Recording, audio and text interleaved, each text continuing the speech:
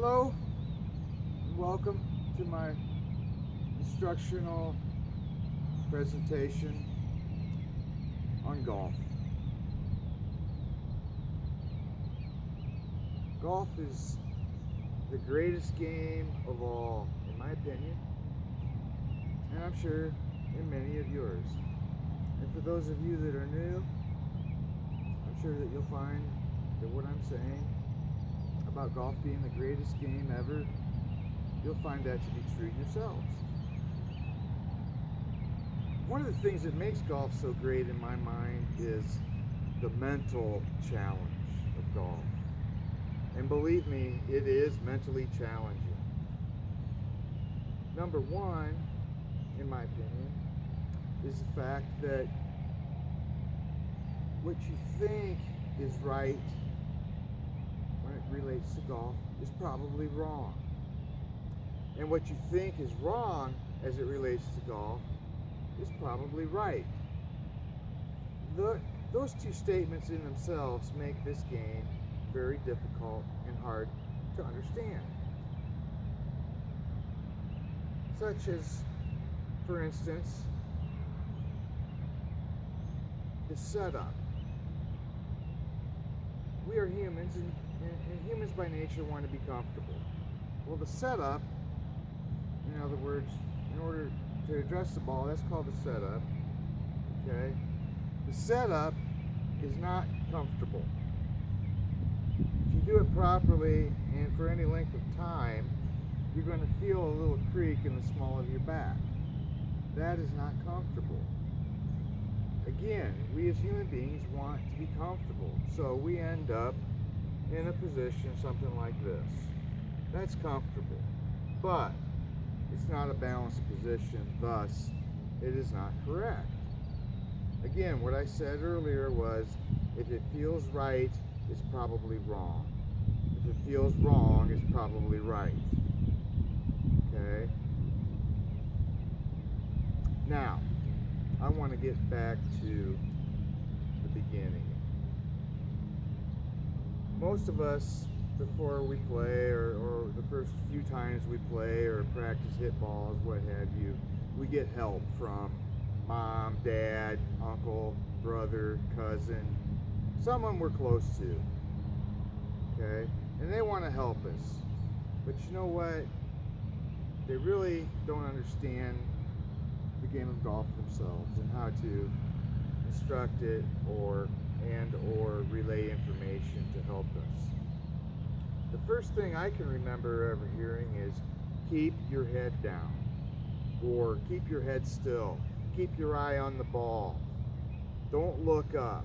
Those are the first few pieces of information I received as a newbie to golf. Okay? I am here to tell you that those pieces of instruction are the worst pieces of instruction ever given to another golfer. Okay, if you've never heard it, forget what I just said. Do not remember it.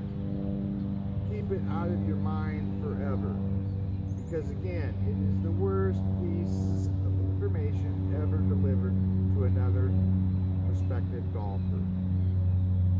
I would like to explain to you why I believe this and why you should as well.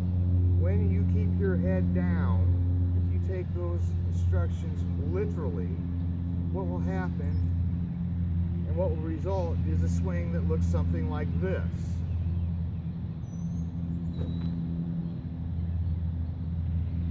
Okay? That is what we'll do when we literally keep our head down, keep our eye on the ball, keep our head still. Whatever is delivered to us in the form of information or instruction, this is the result of that. Okay? If any of you have ever seen a real good golf swing, it looks nothing like that. Okay? But that is what you're going to do if you're given that piece of information. In reality, what should be happening is a swing that results in something that looks like this. Okay? Now, if you noticed, I did not keep my head down as I drove through the hitting area into my finish. My head came up, okay? What we really want in golf is a balanced finish. And a balanced finish means finishing with your weight on your front or lead foot, lead leg. You want your weight to finish here.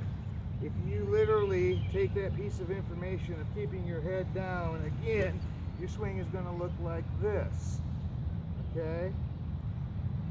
Our weight, or my weight, is on my back foot, on my back side, which is totally opposite of what should be happening, in that being your weight should be on the left side, or on the right-hander, or on the front foot, the front leg. That is where you want your weight to finish. And the only way to accomplish that is to move your head, okay? That is the result we want to have every time we finish the golf swing.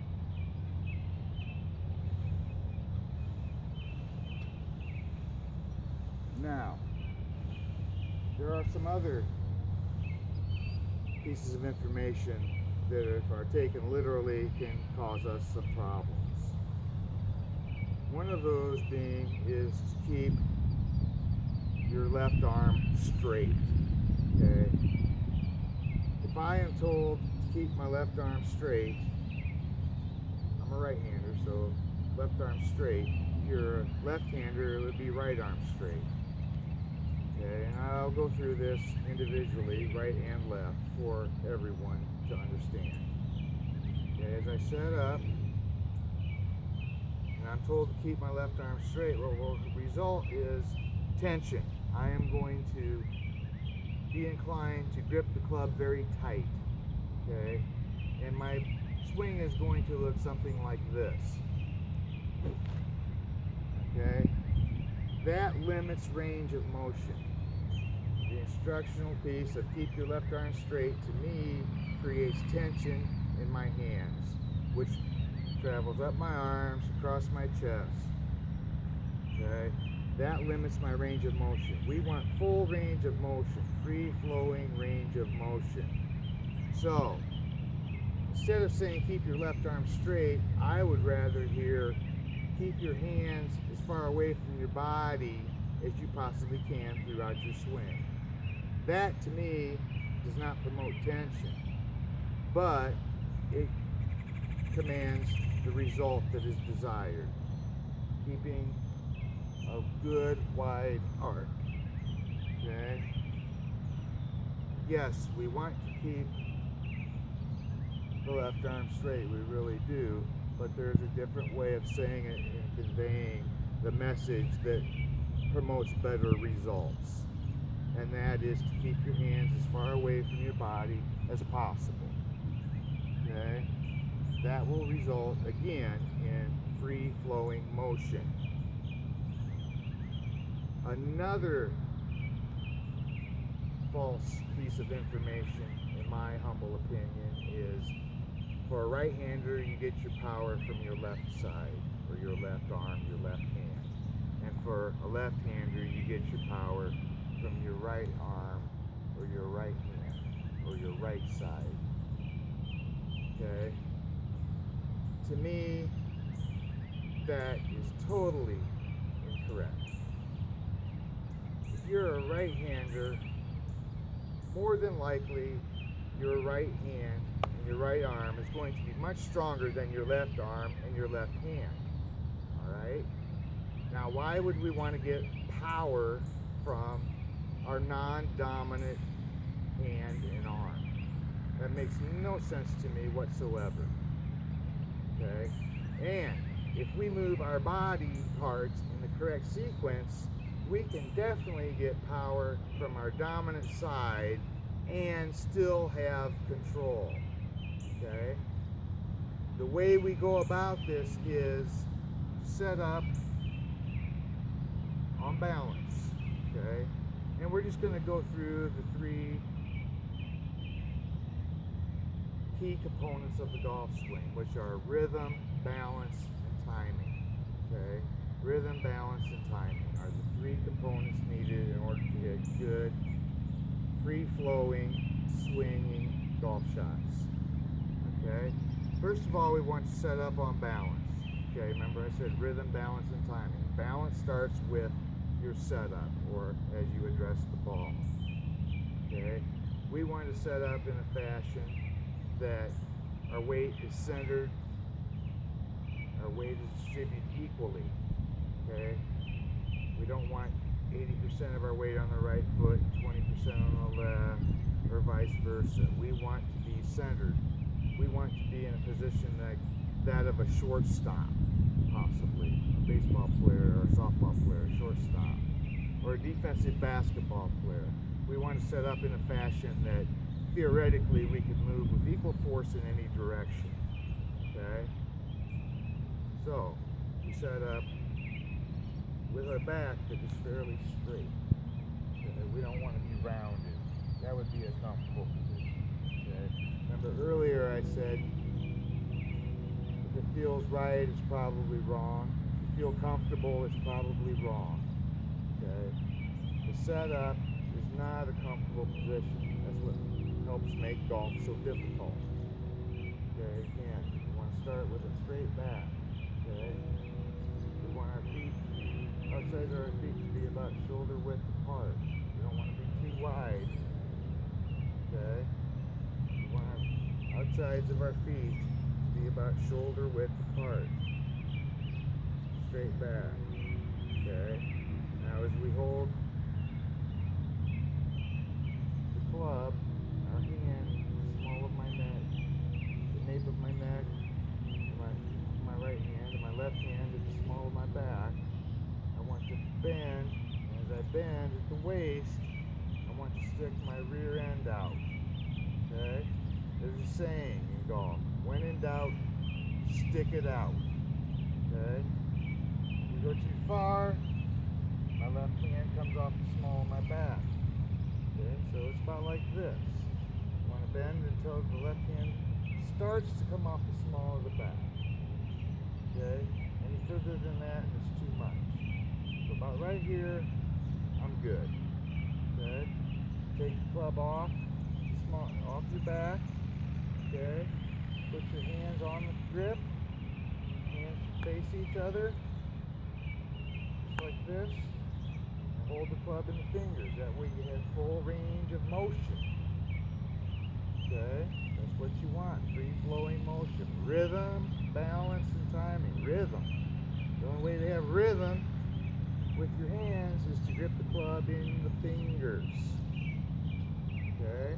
Grip it in the palm. You can't have free-flowing motion. Grip the club in the fingers. Okay? Start again here. Tilt the waist, stick the butt out, bend slightly at the knees. This is the setup. Okay? Balance. Weight distribution is equal. Again, theoretically, I could move in any direction with equal force. This is the setup. And it's also called balance point number 1. There's 3 balance points in the golf swing. Balance point 1 is at address. Balance point 2 is in the backswing. Okay? Theoretically, I should be able to lift my left leg, my front leg off the ground and be on balance with balance point 2. Balance point 1 is at address, balance point 2 is in the backswing on the back foot. Balance point 3 would be on the left side or the left foot. Okay? So, balance point 1 is at address, balance point 2 is on the back leg, balance point 3 is in the forward swing with the weight on the lead leg. Okay? Now, if we do that, if we hit balance point 1, which is at address, we hit balance point 2, which is in the backswing, okay? In order to get to the balance point 3, we start our forward swing by rotating our hips, okay? The motion is kind of like that of a discus player, all right? A discus player. a discus thrower. The motion is to coil, get the weight on the back side or the back leg, the back foot. To release that power, they start to rotate their hips. They don't slide them, they rotate them. And that is to get full force so that they can release the discus with their power side, their right hand, and throw the discus as far as possible, ending up with the weight on the lead foot. Okay? So the motion is similar to that of a discus thrower. The golf swing is similar to that of a discus thrower as it relates to the lower body or the legs. So set up, right side, initiate the forward swing by rotating the hips this way, rotating, and then you can hit as hard as you want with your dominant hand, your dominant arm, which for me, a right-hander, would be my right arm. Okay? As long as I get on balance, balance point 1, hit balance point 2, initiate the forward swing by rotating the hips, and then I can hit the ball as hard as I want with my right hand. Okay? But I have to move my body parts in the sequence we just discussed in order for this to be possible. Okay? Again, set up, balance point 1, balance point 2 on the right side, initiate the forward swing by rotating the hips, hit as hard as you want with the right side, the right hand, the right arm, and finish with the weight on the front leg, the front foot, or with my left side for a right-hander. Okay? Rhythm, balance, and timing. I'm going to keep repeating that over and over again. Those are the three major components of the golf swing. Okay? Now, there are some drills that we can do that will teach us how to make these motions and to develop and build and maintain a golf swing forever and ever. Okay? Drill number 1. Drill number 1 is this. I want to address, set up, and address just a spot on the ground where my club will hit. Okay? You don't need a ball for this drill, you just need to set up and address the spot on the ground. Okay? I'm right-handed, so what I want to do is take my left hand off the club. Okay? Now I want to make a full swing with purpose. Okay? So I'm going to do that for you. I'm going to demonstrate what it is this drill will do and how it will help us. Okay? I'm going to make a full swing with just my right hand only.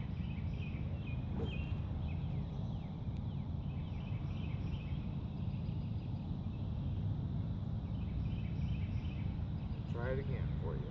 A little off balance there at the finish, so I need to do this again. Okay? Set up, take the left hand off. Now I want to swing as hard as I can.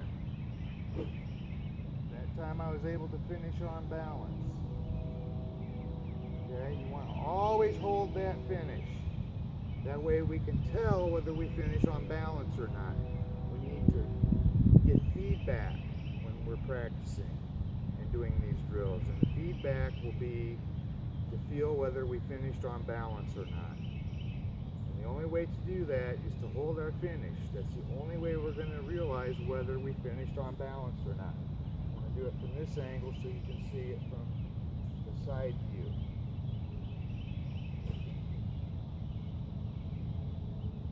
The idea is to finish in a 3-point finish every single time. Those 3 points are 3 imaginary lines. Okay, point 1 would be an imaginary line out of the tip of my nose. Okay, point 2 would be an imaginary line out of my back knee. And point 3 would be an imaginary line out of my shoelaces. I want all 3 of those imaginary lines finished target line. And by the way, the target line is the imaginary line from the ball to the target. Okay, again, 3-point finish. Point 1 is an imaginary line out of my nose. Point 2 is an imaginary line out of my back knee. And point 3 is an imaginary line out of my shoelaces. I want all 3 of those lines to finish parallel to my target line, which is the imaginary line from my ball, club face, to the target. Okay? I'm going to demonstrate the 3-point finish. All 3 of those lines ended up parallel to my target line. They didn't finish out here, right of my target line. They finished parallel to my target line. So it's imperative that you turn your body all the way through so that those 3 imaginary lines finish parallel to your target line. Again, that's called the 3-point finish. And we want to hold our finish, our 3-point finish, on every single shot in golf. If we can get to the finish and have a 3-point finish every time, then we had to do a lot of things correctly in order to get there. Okay? Always finish in the 3-point finish and hold your finish. I use the rule of when I'm hitting a golf shot, I want to hold my finish until the ball hits the ground. Okay? This will give me the feedback that I need. I'll be able to tell whether my 3 imaginary points are parallel to my target line. I will be able to feel whether I finished on balance or not. And that is the feedback that I need in order to develop, maintain, and build a good golf swing. If we simply swing like this, we're not going to get any feedback at all. Okay? That is what 99% of all golfers do. They swing, they hit it, and they have no clue what they've done. They have no feedback whatsoever because they give up on the process prematurely. I do not want anyone to do that. I want everyone to hold their 3-point finish so that they get proper feedback. Okay? It's very, very important that we all do this in order to, again, maintain, build, develop a great, repetitive, free-flowing, on-balance golf swing. Okay? Now, again, drill number 1, set up, take your non-dominant hand off the club, swing as hard as you can, hold your 3-point finish. This drill will automatically teach your body parts how to move in the proper sequence without thought. Okay? If I set up, take my left hand off the club, and start with my downswing with my upper body, okay, which is wrong. We discussed earlier that the first move in the forward swing is the rotation of the hips. Okay? If I did not do that, and I start my downswing with my upper body, I would hit myself with the club. Okay? Without this stabilizer being the left hand on the club, alright, your lower body is automatically going to move out of the way as a defense mechanism so that you don't hit yourself. So drill number 1 is training your lower body how to move properly. It is teaching your body parts how to move in the proper sequence. This is what the golf swing is all about. Moving the body parts in the proper